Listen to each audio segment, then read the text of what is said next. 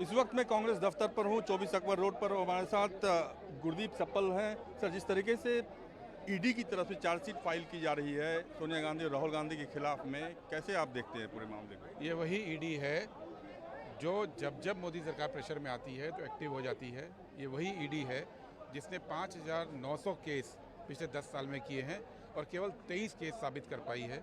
ये वही ईडी है जिसने लगभग 190 केस पॉलिटिशियंस के खिलाफ किए, जिसमें 95% विपक्ष के पॉलिटिशियन हैं। और वो पॉलिटिशियन में विपक्ष के जो पॉलिटिशियन है उसमें मुकुल राय, हिमंता बिस्वा शर्मा, प्रफुल्ल पटेल, अजीत पवार भी शामिल हैं, जो आज उनके साथ बैठे हैं। ईडी का इस्तेमाल केवल और केवल मोदी सरकार को मजबूत करने के लिए, अपोजिशन को कमज़ोर करने के लिए इस्तेमाल कर रहे हैं और वो आज भी जारी है।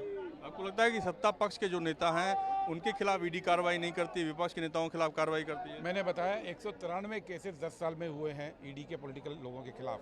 95% केस विपक्ष के खिलाफ हैं और उनमें से जो लोग बीजेपी से मिल जाते हैं, बड़े बड़े नाम, अजीत पवार पे 25,000 करोड़ का दावा किया था ईडी ने, आज वो कहाँ बैठे हैं? हिमंता बिस्वा शर्मा पे शारदा केस में ईडी ने फाइल किया था, आज वो कहाँ बैठे हैं?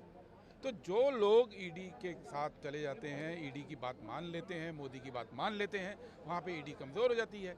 लेकिन राहुल गांधी जी, सोनिया गांधी जी, ये तो कभी दबाव में आएंगे नहीं, ये तो कभी झुकेंगे नहीं। इसलिए ईडी की कार्रवाई लगातार जारी है। 11 साल हो गए मोदी को पीएम बने हुए, आज तक कुछ साबित नहीं कर पाए। 2G के केस में साबित नहीं कर पाए। वहाँ भी चार्जशीट हुई थी ना, क्या हुआ चार्जशीट का? कोल में भी हुई थी चार्जशीट, क्या हुआ चार्जशीट का?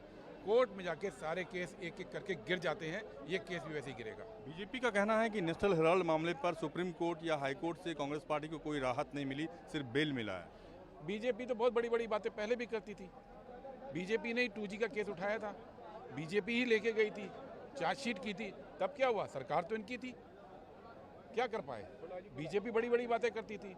एक बहुत बड़ी उन्होंने एक टास्क फोर्स बनाई थी, आपको याद है? उसके ऊपर ब्लैक मनी पे अजीत डोवल थे। 11 साल से अजीत डोवल राष्ट्रीय सुरक्षा सलाहकार हैं। तब बोला 12 लाख करोड़ भारत का बाहर पड़ा हुआ है, लेके आ गए। बड़ी बड़ी बातें की थी कांग्रेस के खिलाफ कि ब्लैक मनी है, क्या हुआ ब्लैक मनी का? क्या हुआ कोल का? क्या हुआ 2G का? तो बीजेपी की आदत है केवल बातें करना।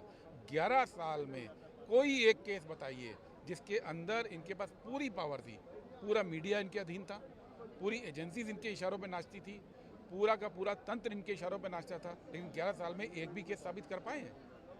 आज भी जो ईडी की चार्जशीट की है, वो आज क्यों की है? कल क्योंकि पिछले साल उन्होंने एजेएल की प्रॉपर्टी को अटैच करने के लिए अनुमति मांगी थी, वो अनुमति इनको मिली।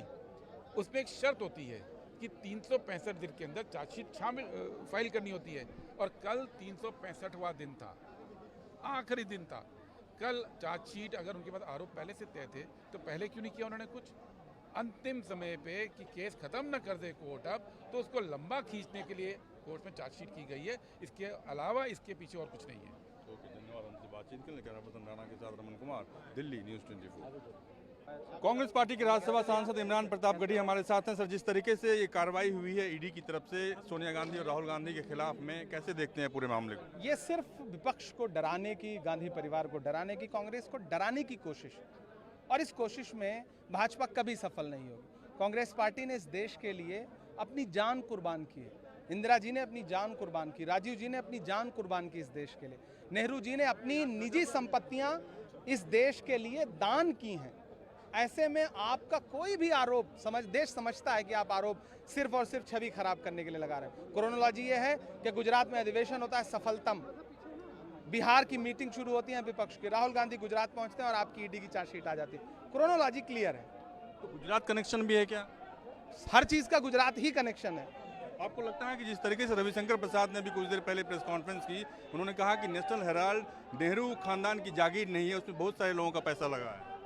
देश उनकी भी जागीर नहीं, उनको ये बात समझनी पड़ेगी। एजेंसियां उनकी जागीर नहीं है कि एजेंसियों का दुरुपयोग करेंगे वो। धन्यवाद हमसे बातचीत करने के लिए। रमन कुमार, दिल्ली न्यूज़ 24।